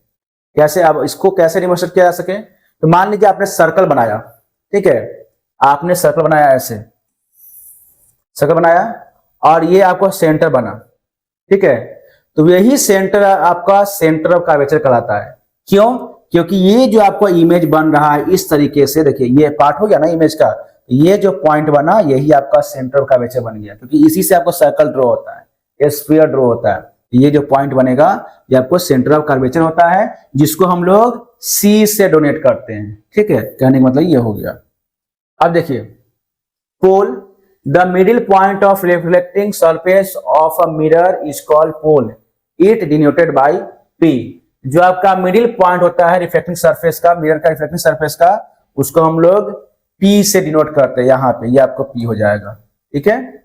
उसके बाद principal axis, the straight line passing through the pole and centre of curvature is called principal axis. तो जो आपका सीधा लाइन, मान लीजिए कोई सीधा लाइन आपको किससे पास करेगा, पोल से और सेंटर ऑफ कर्वेचर से, ठीक है, और जो आपको पास करेगा, जो लाइन, जो स्ट्रेट लाइन आपका पोल से और सेंटर ऑफ कर्वेचर से पास करेगा, उसको हम लोग प्रिंसिपल एक्सिस कहते हैं, ठीक है, यहां पे आपको दिया हुआ है, ठीक है, रिप्रेजेंट कर दिया गया है। फोकस में क्या होगा, देखिए, the point of principal axis where parallel rays of line meet और appear to meet after reflection is called focus, it is denoted by f। तो ऐसा पॉइंट जो प्रिंसिपल एक्सिस से होते हुए जाता है, ठीक है, या मान लीजिए ऐसा लाइन जो आपको पैरेलल हो या पैरेलल होते हुए दिखाई दे, और जो सभी पैरेलल लाइन आपको जहां पे जाके मिलता है वो आपको फोकस कहलाता है। जैसे मान लीजिए आप यहां देखिए, ये आपका इमेज हो गया, ठीक है, यहाँ पे आपका देखिए पैरेलल लाइन यहाँ पे डिफरेंट डिफरेंट दिया हुआ है, और जहां पे आपको जाके मिलेगा, जहां ये लाइन जाके मिलेगा, आपको वही फोकल यानी फोकस कहलाता है, ठीक है। अब देखिए 52 में है, what types of mirror used for the following case, is the mirror sorry is the image form virtual and erect in each case. तो इसमें बताना है कि आपका जो भी कंडीशन दिया हुआ है उसके लिए कौन सा मिरर का हम लोग यूज करते हैं। मेकअप मिरर, तो मेकअप मिरर जो होता है वो आपको कॉनकेव मिरर होता है, ठीक है, और it is a virtual and erect when face close to the mirror, ये वर्चुअल और इरेक्ट बनता है, ठीक है। सेकेंड आपका हो गया rear view mirror of vehicles, ये आपको कॉन्वेक्स मिरर होता है, yes it is always virtual and erect, ये हमेशा वर्चुअल और इरेक्ट होता है, ठीक है। सी रिफ्लेक्टिंग टाइप टेलीस्कोप, इसमें क्या होगा, कॉनकेव मिरर होता है, know the image form real and inverted, इसमें इमेज जो फॉर्म होता है वो रियल और इन्वर्टेड होता है, ठीक है। डी में सेविंग मिरर, मिरर यूज यानी concave mirror, yes it is virtual and erect, ये जो मिरर होता है वो वर्चुअल और इरेक्ट होता है, ठीक है, क्योंकि जब फेस क्लोज करते हैं मतलब फेस नजदीक ले जाते हैं तो आपका इमेज जो है वो वर्चुअल और इरेक्ट आपको बनते हुए दिखाई देता है, ठीक है।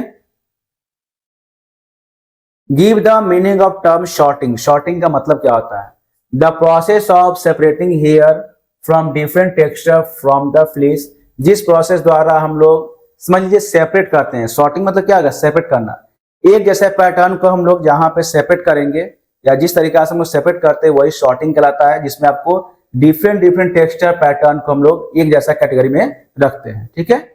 Define the term sericulture, sericulture क्या होता है, sericulture is the rearing of silk worm for the production of silk, तो sericulture is the rearing of silk worm for the production of silk हो जाएगा।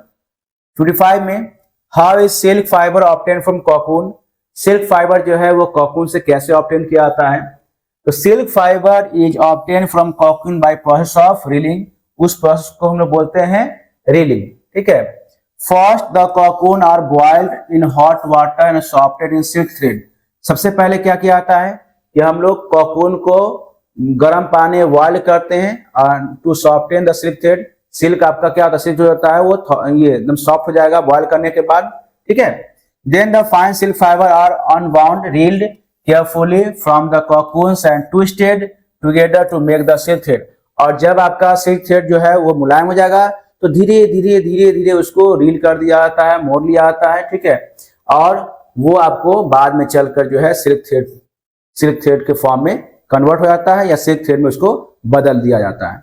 ठीक है, यानी कह सकते हैं कोकून को गर्म पानी में उबाला जाता है, उबालने के बाद जब मुलायम हो जाएगा तब उसको धीरे धीरे धीरे अलग किया जाता है, उसके सिल्क को, थ्रेड को, अब बाद में फिर उससे आपका रील या आपको कह सकते हैं कपड़ा तैयार किया जाता है। अब नेक्स्ट पॉइंट है, how do woollen cloth keeps us warm in winter. Winter में जो है वुलन क्लॉथ कैसे हमें वार्म रखता है, कैसे गर्म रखता है। तो आपका हो जाएगा woollen cloth keep us warm because wool traps a lots of air between its fibre.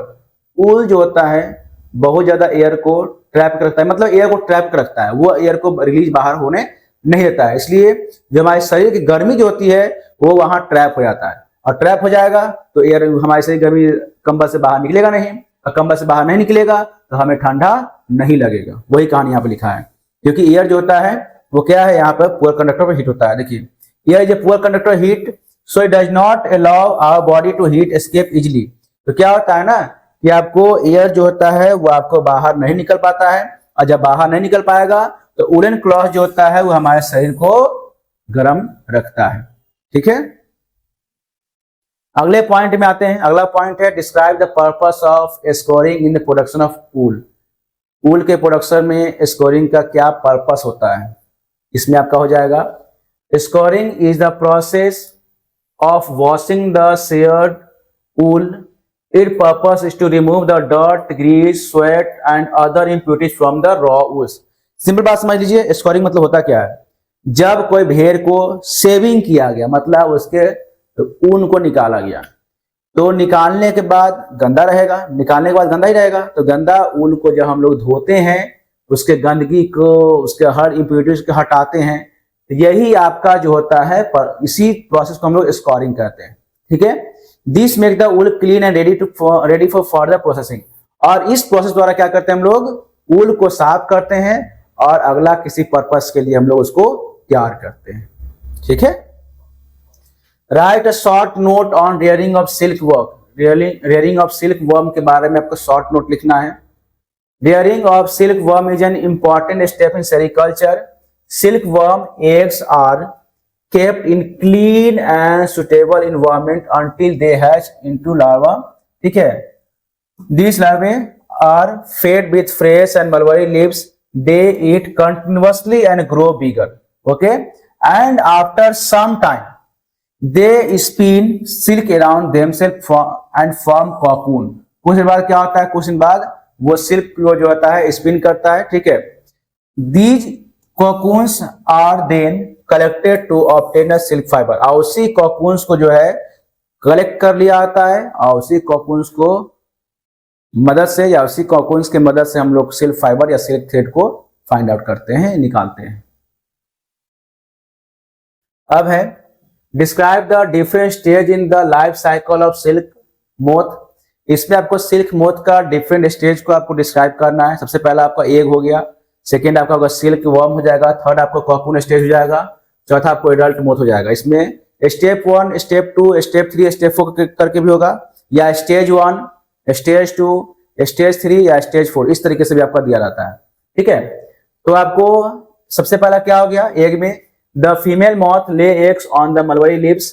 Second silk worm में क्या होगा, eggs hatch into larvae called silk worm, they feed on mulberry leaves and grow rapidly. Third क्या होगा, cocoon stage, the silk worm spins silk around itself and form a cocoon. Inside the cocoon it changes into a pupa.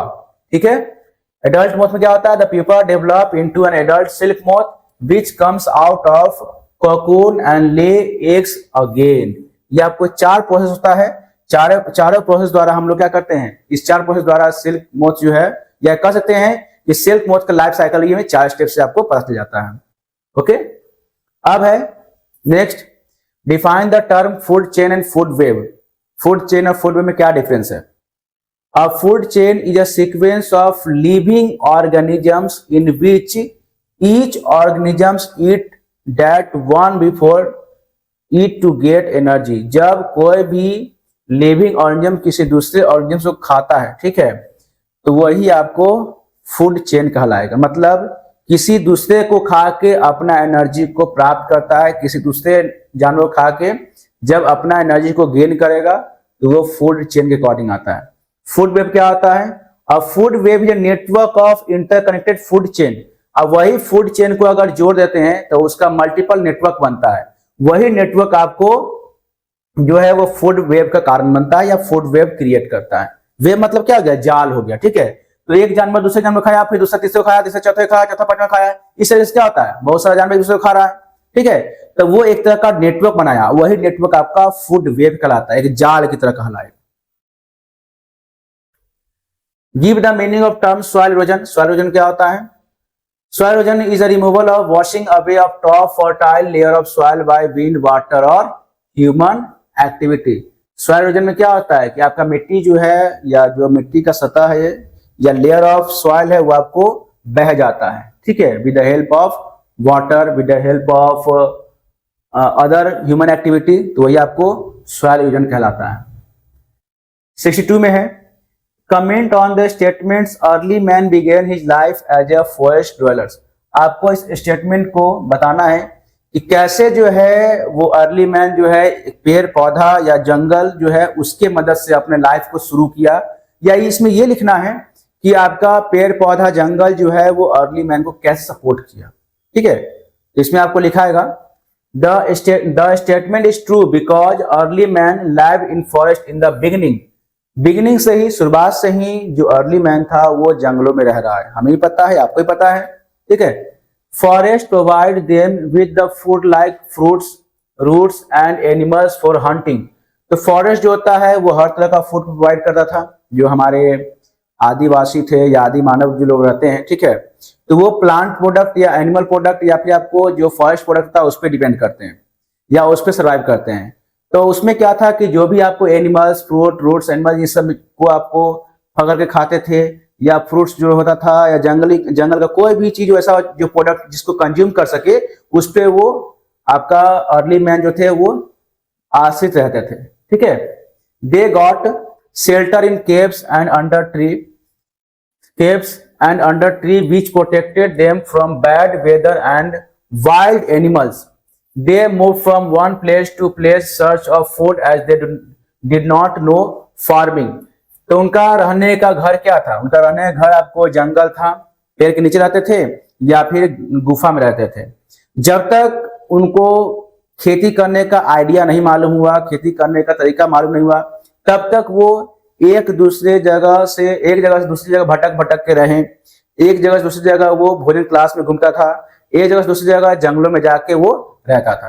तो जंगल जो था हर तरीके से early man को food, shelter या हर तरह से बहुत कुछ प्रोवाइड किया, जिससे अर्ली मैन ने अपने आप को आगे तक सर्वाइव करते रहा। क्वेश्चन 63 है what are the shapes of crown of tree and their location on earth related to each other. Sorry, how are the shapes, not what are. How are the shapes of crown of tree and their location on earth related to each other? तो जो shape जो होता है tree का वो location से कैसे related है आपको बताना है, क्योंकि ट्री का शेप जो होता है वो प्लेस टू प्लेस चेंज होता है। ओके, यहाँ लिखा है the shape of tree crown is related to the climate and location where they grow.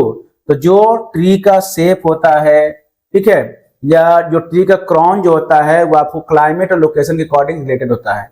कैसे? In cold region near the poles tree have cone shaped crown so that snow can slide off easily. तो जो tree होता है वो आपको कहाँ पे, जो पोल के पास या पोल के नजदीक या पोलर जो कोल्डर रीजन आपको है वहां पे आपको ट्री जो होगा कोनिकल शेप में होगा, ऐसे कोनिकल शेप में होता है। उससे फायदा क्या होगा? तो कोनिकल शेप में रहने से क्या होता है ना कि जो भी बर्फबारी होगा तो उस पेड़ पे आपको गिरने के बाद पेड़ से स्लाइड होके नीचे चला जाएगा, पेड़ टूटेगा नहीं, ठीक है। In hot and rainy region near the equator tree have broad spreading crown to get more sunlight to provide shade. Thus the crown shape of tree help in surviving its natural environment। और जहां पे आपको बहुत ज्यादा गर्मी पड़ता है वहां पे आपको जो शेड होता है वो पूरा फैला हुआ रहता था, ठीक है। फैला हुआ रहेगा तो क्या होगा, वहां पे पेड़ के नीचे छाया ज्यादा मिलेगा और सनलाइट ज्यादा एक्सेप्ट ये कैप्चर करेगा, और उससे क्या होगा कि जो वहां आपस में लिविंग ऑर्गेनिजम्स रहते हैं, ठीक है, आपको ज्यादा से ज्यादा उस पेड़ का बेनिफिट उठा सकते हैं, ये भी फायदा होता है। अगर स्पेयर रहेगा तो उसको ज्यादा से ज्यादा आपको सनलाइट मिल सकता है, जो उसके सर्वाइवल के लिए, उसके पेड़ पौधा को आगे सर्वाइव करने के लिए बहुत ही इंपॉर्टेंट हो जाता है। ठीक है, अब देखिए क्वेश्चन 64 है, state any 5 points highlight the importance of tree to mankind. कोई 5 पॉइंट आपको बताना है कि पेड़ जो है वो ह्यूमन के लिए कैसे इंपॉर्टेंट है। ठीक है, पहला हो गया, forest provide oxygen and purify the air by absorbing carbon dioxide. तो फॉरेस्ट जो होता है वो ऑक्सीजन प्रोवाइड करता है और हमारे एयर को प्यूरिफाई भी करता है। Second, they provide timber, fuel, fruits, medicine and other useful product. Third हो गया, forest help in bringing rainfall and maintaining the water cycle. ठीक है, नेक्स्ट आपको है, they prevent soil erosion and floods by holding the soil together. Next है, forest are home for many wild animals and birds helping to maintain ecological balance. 65 में है आपका, discuss in brief the likely consequences of deforestation. यानी इसमें आपको बताना है कि डिफॉरेस्टेशन के वजह से क्या क्या परेशानियां होती है, उसको अपने लैंग्वेज में डिस्क्राइब करेंगे। ठीक है, यहाँ आपका लिखा है, it causes loss of wild life as animals lose their natural homes. Second है, it leads to soil erosion and make the land less fertile. Third, it disturb the water cycle resulting in less rainfall and droughts. Fourth में आपका हो जाएगा, it increase carbon dioxide in the air causing global warming. And next one, it may leads to floods and desertification in many areas. यानी आपको ये सब point में ये बताया गया है कि आपका जब डिफॉरेस्टेशन होता है, मतलब अगर बहुत ज्यादा मात्रा में पेड़ कटता है तो क्या क्या परेशानियां देखने को मिलती है, ये सब आप इस लैंग्वेज में डिस्क्राइब कर सकते हैं। ठीक है, आगे में आपका है नेक्स्ट में, how are the eucalyptus tree, teak tree and neem tree are important for us. ये कैसे इंपॉर्टेंट है इसको आपको लिखना है। पहला हो गया, eucalyptus tree, it is used for making paper, medicines and oil. Its wood is also used as fuel. इसके वुड्स को हम लोग फ्यूल के फॉर्म में यूज करते हैं और इसका मेनली काम होता है पेपर बनाने में, मेडिसिन बनाने में और ऑयल बनाने में। ठीक है, teak tree, it provides very strong and durable woods used for making furniture, door, windows and ship. और टीक ट्री जो होता है वो बहुत ही स्ट्रॉन्ग और ड्यूरेबल वुड होता है, बहुत दिन तक इसको हम लोग यूज कर सकते हैं। ठीक है, और इससे हम लोग फर्नीचर बनाते हैं, डोर बनाते हैं, विंडोज बनता है और शिप्स भी बनता है। शिप्स का जो लकड़ी होता है वो इससे बनता है। नीम tree, it is known for its medicinal properties. Neem leaves, bark and oil are used to make medicines, toothpaste, soap and insect repellents. तो नीम ट्री जो है उसको हम लोग मेडिसिनल प्रॉपर्टीज के नाम से जानते हैं, मतलब उसमें बहुत सारे ऐसे गुण हैं जो दवा के गुण के नाम से जाने जाते हैं। ठीक है, और जो नीम का पत्ता है, ऐसे भी हम जानते हैं कि नीम का पत्ता जो होता है बहुत ज्यादा तरीका में हम लोग के लिए फायदेमंद होता है। और नीम के पत्ते से या उसके छाल से हम लोग मेडिसिन बना सकते हैं, टूथपेस्ट बना सकते हैं, सोप बना सकते हैं, या इंसेक्ट रेप्लिकेट्स। जिस मान लीजिए कि कहीं कीड़ा लग जा रहा है कोई अनाज में या गेहूं चावल में, तो आप जो है वहां पे नीम का पत्ता डाल देंगे तो उसमें कीड़ा वगैरह भी आपका नहीं लगेगा।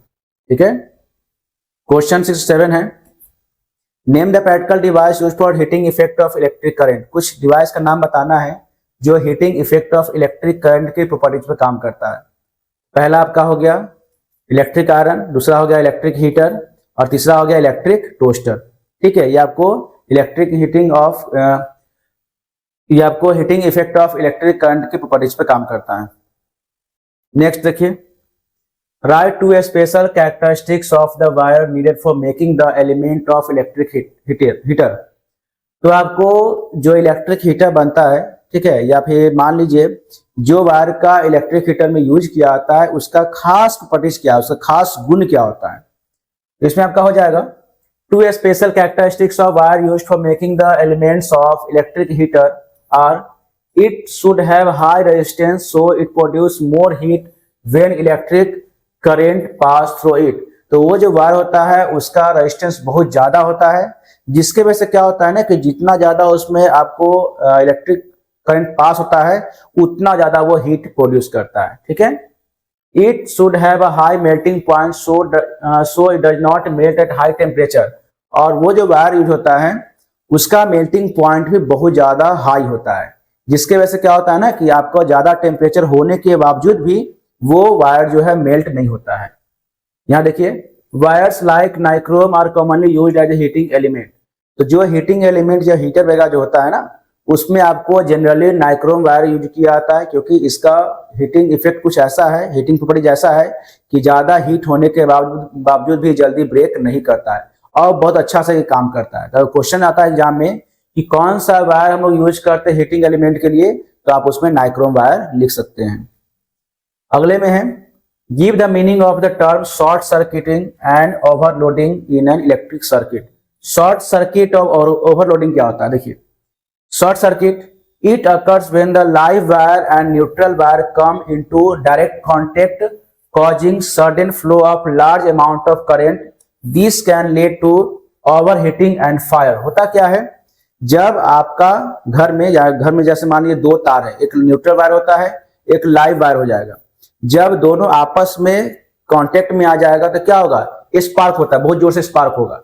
तो वही आपका शॉर्ट सर्किट रहता है, जिससे क्या होता है ना कि एकाएक जो है लार्ज मात्रा में करंट फ्लो हो जाता है, जिसकी वजह से क्या होता है, कहीं शॉर्ट सर्किट हो गया तो आपको आग लग जाता है या कुछ और भी इंसिडेंट घटना हो सकता है। तो वही आपका शॉर्ट सर्किट हो गया। ठीक है, यानी जब लाइव वायर और न्यूट्रल वायर आपस में कनेक्ट हो जाता है, सड़ जाता है, तो आपको शॉर्ट सर्किट कहलाता है। ठीक है, ओवरलोडिंग क्या होगा, it happens when too many electrical appliance are connected to one circuit at the same time, drawing more current than the wire can safely carry. These also cause heating and may damage the circuit. देखिए, जब एक circuit में, मान लीजिए एक circuit है जैसे जिसमें आप चार्जर लगाते हो, ठीक है, उसमें आप बहुत सारा एक बार में अप्लायंस जोड़ दिए, आप आयरन भी जोड़ दिए, टीवी भी जोड़ दिए, चार्जर भी जोड़ दिए, एसी भी जोड़ दिए, सब कुछ जोड़ दिए, तो सॉकेट क्या होगा, जल जाएगा। क्यों जल जाएगा? क्योंकि जो उसमें सॉकेट में वायर लगा हुआ है लाइन फ्लो के लिए, उसकी कैपेसिटी से ज्यादा आपने उसमें अप्लायंस को अटैच कर दिया, तो उसका क्या हो गया, ओवरलोड हो गया। यानी जितना तार का कैपेसिटी है उससे ज्यादा उसका लोड हो गया, जिसके वजह से तार क्या गल जाएगा या आपका मेल्ट हो जाएगा। इसी प्रोसेस को या इसी प्रॉपर्टीज को हम लोग ओवरलोडिंग कहते हैं। ओवरलोडिंग में क्या होता है कि आप एक जगह पे या एक अप्लायंस को या एक सर्किट में हम लोग बहुत सारे अप्लायंस को जोड़ते हैं। एक सर्किट में जब बहुत ज्यादा अप्लायंस को जोड़ देंगे तो वो क्या हो जाएगा, आपको ओवरलोडिंग कहलाता है। अब है स्टेट है 3 एप्लीकेशंस ऑफ इलेक्ट्रोमैग्नेट। इलेक्ट्रोमैग्नेट का यूज कहाँ कहाँ होता है वो बताना है आपको। तो सबसे पहला हो गया आपको इलेक्ट्रिक वेल में, तो use in crane to lift heavy iron and steel object. ठीक है, और तीसरा यूज इन इलेक्ट्रिक मोटर्स। और हम लोग इलेक्ट्रोमैग्नेट इसलिए यूज करते हैं क्योंकि इलेक्ट्रोमैग्नेट एक ऐसा प्रॉपर्टीज हो गया जो हम लोग उसको अब ऑन ऑफ कर सकते हैं, मतलब उसको जब चाहे तब एक्टिव कर सकते हैं, जब चाहे उसको ऑफ भी कर सकते हैं। ठीक है, the same amount of electric flow through the connecting wire and the wall filament however it only for filament that glow. Why? देखिए, हम लोग क्या करते हैं ना कि जब स्विच ऑन किए तो स्विच ऑन करते ही आपका बल्ब का फिलामेंट जो है वो ग्लो कर जाता है, जलने लगता है। ठीक है, लेकिन उतना ही करंट से आपका तार नहीं जलता है। ऐसा क्यों? यही इस क्वेश्चन का मतलब है। जब आपका लाइन जा रहा है तार भी जलना चाहिए था, लेकिन तार न जल के आपका फिलामेंट जलना शुरू हो जाता है, बल्ब ग्लो कर जाता है। ऐसा क्यों होता है? क्योंकि the bulb filament glow because it has very high resistance while the connecting wire have low resistance. क्योंकि बल्ब का फिलामेंट इसलिए ग्लो करता है कि बल्ब का फिलामेंट का रेजिस्टेंस बहुत ज्यादा हाई होता है। ठीक है, जबकि तार का रेजिस्टेंस क्या होता है, कम होता है। When electric current pass through the filament, it high resistance produce a lot of heat। तो उसका हाई रेजिस्टेंस जो होता है उसकी वजह से बहुत ज्यादा हीट प्रोड्यूस होता है, यानी हीटिंग इफेक्ट ऑफ करंट हो जाएगा, making it white hot and causing glow. The connecting wire do not glow because their low resistance produce very little heat. और लो रेजिस्टेंस की वजह से क्या होता है, आपको तार जो होता है बहुत लो रेजिस्टेंस का होता है, इसलिए वो गर्म नहीं होता है, या फिर बहुत माइनर गर्म होगा जो पता नहीं चलता है, ठीक है। लेकिन आपका बल्ब का फिलामेंट जो होता है उसका रेजिस्टेंस बहुत हाई होता है, और जैसे ही उसमें आपको लाइन पास होता है तो हाई रेजिस्टेंस की वजह से उसमें आपको बहुत ज्यादा हीट प्रोड्यूस होता है, और इसकी वजह से क्या होता है, वो ग्लो करना शुरू हो जाता है, जलना शुरू हो जाता है, जिसको बोलते हैं कि बल्ब जल गया। ओके, अब क्या है, the brightness of light emitted by a bulb it observe to decrease when an electric heater is connected in series with it suggest the likely reason for observation। देखिए क्या होता है, इसे मान लीजिए आपने एक लाइन जोड़ा, ठीक है, मान लीजिए यहाँ बल्ब जल रहा है और यहाँ पे आपने इलेक्ट्रिक हीटर लगा दिया, तो ऐसा लगता है ना कि जैसे हीटर को ऑन करेंगे ना तो आपका बल्ब का लाइट थोड़ा कम हो जाता है। ऐसा क्यों होता है, यही क्वेश्चन का मतलब है। देखिए इसमें होता क्या है ना, the brightness of bulb decrease because the connecting of electric heater in series increase the total resistance of circuit. तो होता क्या है, जैसे ही इलेक्ट्रिक हीटर उससे लगाया जाता है तो उस सर्किट में जितने भी आपका अप्लायंस होंगे या जो भी चीज आपका लगेगा उसके रेजिस्टेंस को बढ़ा देता है, ठीक है। When the resistance increase, the amount of electric current flow through the circuit decrease since the same current passes through the both heater and bulb is series. In series, the reduced current make the bulb glow dimmer. Thus, less current, less heat in filament, less brightness। होता क्या है कि जैसे ही आपका उसमें कोई appliance जुड़ा रहता है तो होता क्या है ना, जैसे ही आपको ये रेजिस्टेंस बढ़ जाता है तो उसके अकॉर्डिंग क्या होगा कि जब आपका रेजिस्टेंस बढ़ेगा तो जो इलेक्ट्रिक करंट होता है सर्किट का वो क्या हो जाएगा, डिक्रीज हो जाता है। और डिक्रीज हो जाएगा तो जो भी करंट आपको चाहे हीटर में जाए, ठीक है, चाहे बल्ब में जाए, वो सीरीज में रहेगा तो आपको बल्ब जो है वो ग्लो, ये आपको हल्का दिखाई देगा। मतलब ऐसा लगेगा ना कि बल्ब का सारा लाइट जो है आपको सब खींच के हीटर ले जा रहा है, क्योंकि उस वायर का रेजिस्टेंस क्या होता है, पूरा बढ़ जाता है। और रेजिस्टेंस बढ़ जाएगा तो लगेगा क्या कि आपका बल्ब जो है वो धीरे ग्लो कर रहा है, हल्का ग्लो कर रहा है, डीम ग्लो कर रहा है, बिकॉज ऑफ, क्योंकि हीटर उस लाइन में आपको हीटर जुड़ा होता है और हीटर की वजह से आपको वायर का रेजिस्टेंस बढ़ जाता है, ठीक है। तो जब करंट लेस रहेगा तो हीट भी आपका कम जाएगा फिलामेंट में, और हीट कम जाएगा तो आपका ब्राइटनेस भी कम होगा। और हीट कम जाएगा क्योंकि हीट कम क्यों जा रहा है, क्योंकि तार में आपको लाइन कम जा रहा है। लाइन क्यों कम जा रहा है, क्योंकि उसका रेजिस्टेंस क्या हो गया, बढ़ गया, बिकॉज ऑफ इलेक्ट्रिक हीटर, ठीक है। अब देखिए, draw a level diagram of electric bell and explain its working.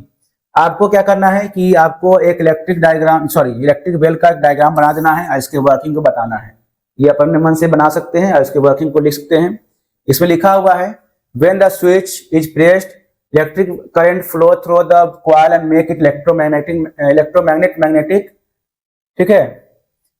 The electromagnet attract the iron armature causing the striker to hit the gong and produce sound. As the armature moves, the contact break, stopping the current. The electromagnet lose magnetism and the armature return to its original position, and this process repeat rapidly producing continuous ringing sound। ये आपको इसमें ये जो process है वो आपको step by step लिखा गया है, ठीक है। तो आपको इसमें करना क्या है कि इलेक्ट्रिक बेल को का डायग्राम को बनाने आना चाहिए, और इसको इस स्टेप्स को आप अपने हिसाब से या शॉर्ट फॉर्म में बना के लिख सकते हैं, या आप इसको चाहे तो शॉर्ट करके आप लिख सकते हैं। जो आपके बुक में लिखा गया होगा उसको भी आप यूज कर सकते हैं। तो इस वीडियो में पूरा टोटल आपका 73 क्वेश्चन डिस्कस किया गया, और जो भी आपका पोर्शन था या पोर्शन है उस सारे पोर्शन से आपका कुछ इंपॉर्टेंट क्वेश्चन जो है आपको बताया गया है, ठीक है। अगर आप क्वेश्चन को देखे होंगे, पूरा अगर समझे होंगे बिना स्किप किए हुए, ठीक है, तो उस कंडीशन में जो टॉपिक है आपको आप उसको बुक में ही मार्क करके पढ़ सकते हैं और समझ सकते हैं, क्योंकि यही टॉपिक आपका इंपॉर्टेंट होता है जो एग्जाम में आने की संभावना ज्यादातर होता है, ठीक है।